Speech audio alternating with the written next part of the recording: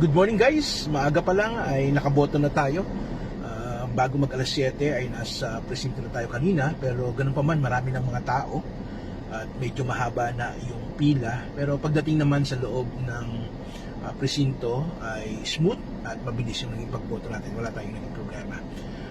Ngayon papunta naman tayo ngayon kaagad sa opisina kasi nga ay bagamat holiday ngayon, kami po ay may trabaho dahil sama kami sa monitoring team na magmo-monitor ng eleksyon sa kasalukuyan sa buong bansa through Bantay Karapatan sa Halalan ng Commission on Human Rights. Ito ho yung isa sa mga programa ho namin. Ngayon, ano ho ang aming panawagan at dalangin? Naway maging mapayapa po at maayos ang halalan sa buong bansa.